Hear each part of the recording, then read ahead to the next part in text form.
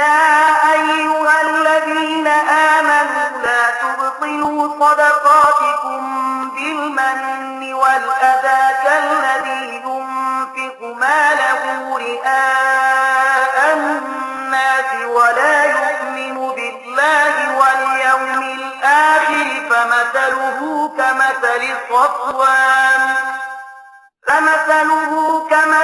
صفوان عليه تراب فأصابه وابل فتركه صلدا لا يقدرون على شيء مما كسبوا والله لا يهدي القوم الكافرين.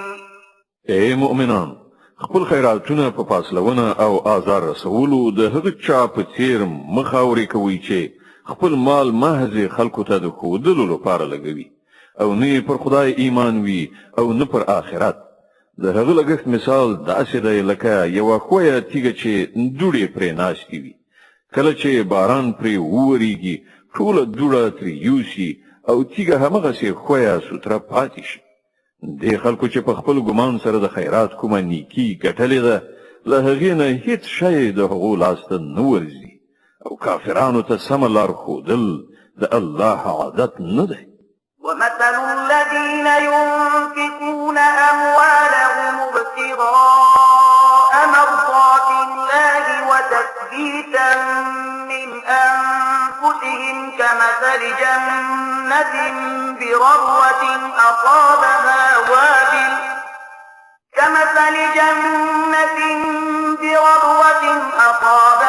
وابل فآتت أكلها ضعفين فإن لم يصبها وابل فطل والله بما تعملون بصير.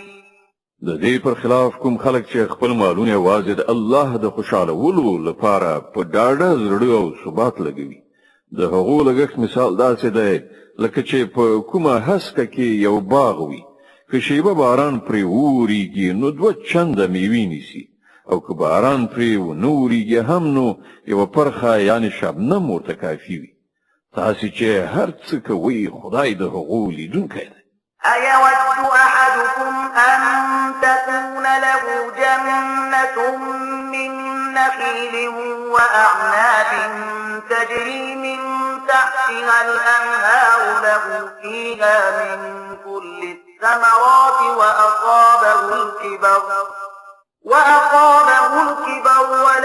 ذرية ضعفاء فأصابها إعصار فيه نار فاحترقت كذلك يبين الله لكم الآيات لعلكم تتفكرون.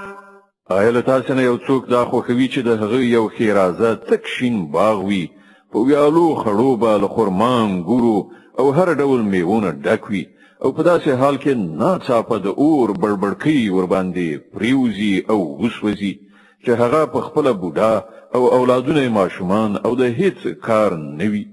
په دغه ډول الله تاسو ته خپلې خبرې بیانوي، تاسو ته ښایي چې غور او فکر وکړئ. يا أيها الذين آمنوا أنفقوا من طيبات ما كسبتم ومما أخرجنا لكم من الأرض ولا تيمموا الخبيث منه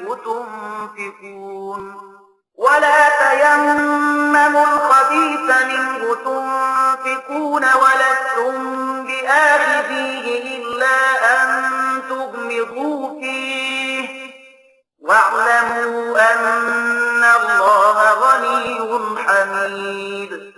اے مؤمنانو، کوم مالونه چې تاسو ګټلي دي او کوم شیان چې موږ تاسو لپاره لازمکې نه راوېستلي دي د هغو ډیره غوره برخه د خدای په لار کې ولګوئ. داسې نه چې د هغه په لار کې د ورکړې لپاره د ډیرو ناکاره شي ورکولو کوشش وکړئ. په داسې حال کې چې که همغه شی څوک تاسو ته درکړي نو تاسو به هیڅکله د هغه اخیستلو ته زړه ښه نه کړئ، مګر دا چې د هغه په قبلولو کې له سترګو پټولو نه کار واخلئ. تاسو باید په دې پوه اوسئ چې الله بې نیازه دی او د ډیرو غوره ستاینو څښتن دی. الشيطان يعدكم الفقر ويأمركم الفحشاء والله يعدكم مغفرة منه وفضلا والله واسع عليم.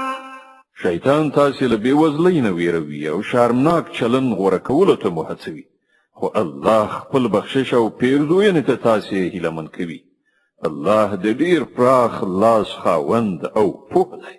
يؤتي الحكمة من يشاء ومن يؤت الحكمة فقد أوتي خيرا كثيرا وما يذكر إلا أولو الألباب.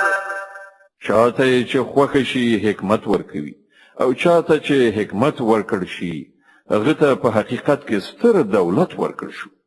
له دې خبرونو یوازې هغه کسان درس اخلي چې د پوهې خاوندان دي. وما أنفقتم من نفقة أو نذرتم من نذر فإن الله يعلمه وما للظالمين من أنصار. تاسې چې هر څه لګولي وي او هر څه چې مو نظر منلی وي الله پرې پوه دی او د تیری کوونکو هیڅ مرستندوی نشته. إن تبدوا الصدقات فنعما هي وإن تخفوها وتؤتوها الفقراء فهو خير لكم ويكفر عنكم من سيئاتكم والله بما تعملون خبير. خپل خیراتونه په ښکاره توګه ورکړئ نو دا هم ښه ده، او که په پټه یې اړو کسانو ته ورکړئ نو دا ستاسې لپاره ډیره غوره ده. ستاسې ډیر ګناهونه په دغه شان عمل سره له منځه ځي او هر څه چې تاسې کړي وي الله ارومرو پرې خبره دی. ليس عليك هداهم ولكن الله يهدي من يشاء وما تنفقوا من خير فلأنفسكم وما تنفقون إلا ابتغاء وجه الله وما تنفقوا من خير يوفى إليكم وأنتم لا تظلمون. خلکو ته د هدایت نصیب کولو مسؤلیت پرته نشته، یوازې الله دی چې چاته خوښ شي هدایت ور په برخه کوي. او تاسو چې کوم مال په خیرات کې لګوي ښېګڼه همدا تاسو ته ده او تاسو خو په همدې خاطر لګوي چې الله خوشاله کړي. نو کوم مال چې تاسو په خیرات کې ولګوي د هغه پوره او بشپړ ثواب به درکړای شي او هیڅ کله به ستاسو حق ونسوځي. للفقراء الذين أحصروا في سبيل الله لا يستطيعون ضربا في الأرض يحسبهم الجاهل